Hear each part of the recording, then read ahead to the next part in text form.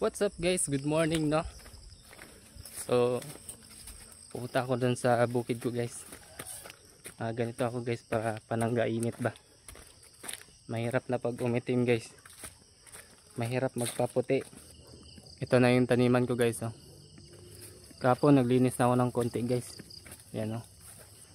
Ito na yung nilinisan ko kapon. Yan, gandun lang yan sa dun. Konti lang. May mga mais pa to guys. Ito yung huling tanim. Kaso matatanda na yan. Tayo na lang na matuyo. Tapos pwede na i-harvest yan.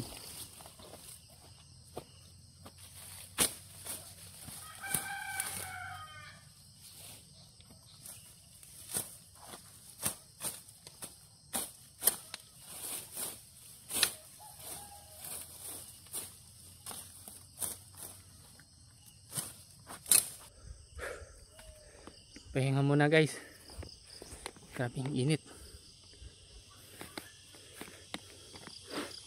Dapat kanina nagumpisa na ako guys. Kaso nga lang nag-enjoy ako kakalaro ng ML guys eh. Mas nauna pa yung ML sa trabaho. Kaya yun.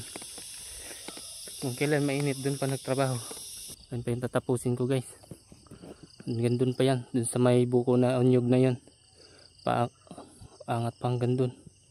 Akit pa. Dun sa babaw, dun sa taas na yun, wala na masyadong damo. Yung dito lang talaga banda, yan lang. Tsaka dito, yan. Yan dyan. Talagang maraming damo guys eh. Pero sisikapin na matatapos guys, syempre.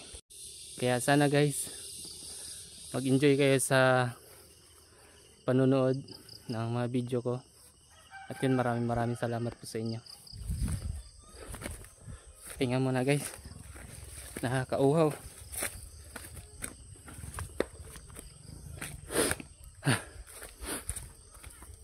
Tingnan muna tayong tubig guys. Pero hindi na masyadong malaki. At least nababawasan ko na. Balikan ko na lang.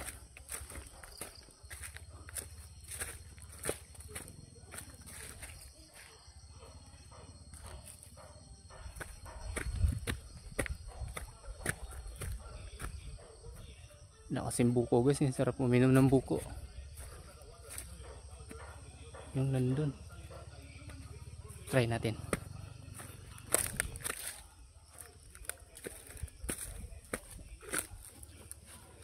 Ito guys. Try kong kumuha dito.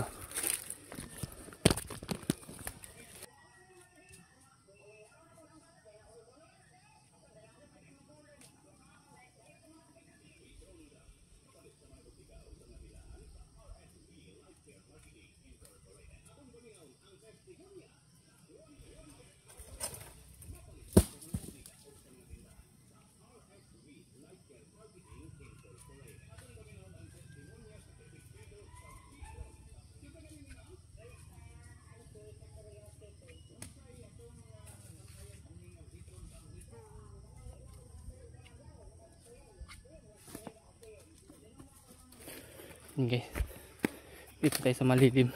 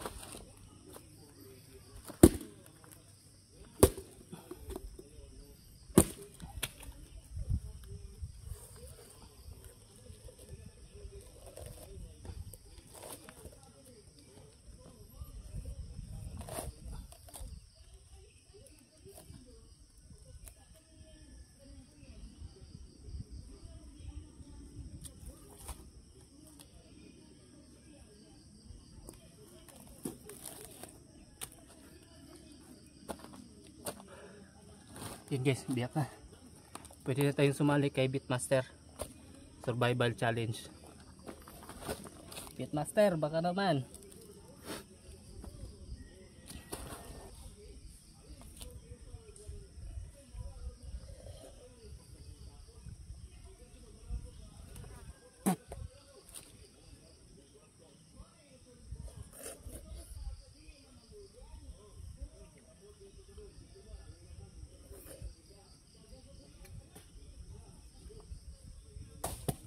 Yan guys, dalawa na kami guys.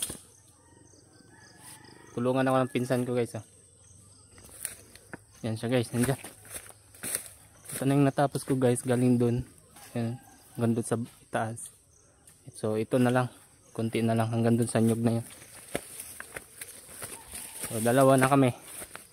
May pang merienda na yung agaw ko. Agaw! Ayun na. Merong isa dun. So hanggang dyan sa anuhan ng pinsan ko guys. Hanggang dito sa kinatatayuan ko. Hanggang dyan na lang. Yan. Yan na lang dyan. Kunti na lang yan. So yun guys. Dyan muna kayo at maglilinis muna kami. Okay? Okay. Okay?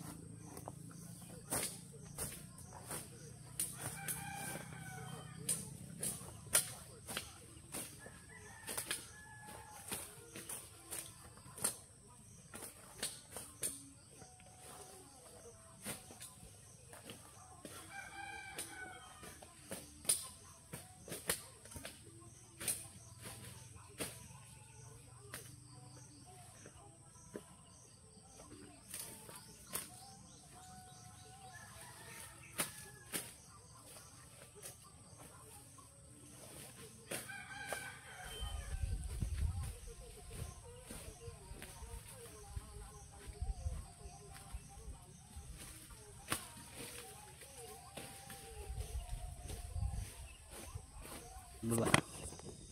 Yan na lang yan. Konti-konti na lang guys. At matatapos na. Tapos na kami dun. Pag nawala na tong mga mais guys, malilinis na to. Nilitaw na yung mga kamuting kahoy.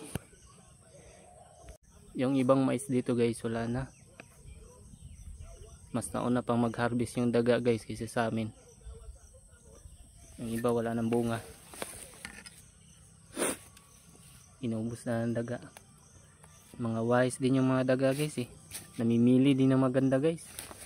Yung mga malalaki yung pinipili. Kaya konti na lang din ma-harvest nito. Pero okay lang. Wala naman na silang makain pag sa atin lahat, diba? Share your blessings din.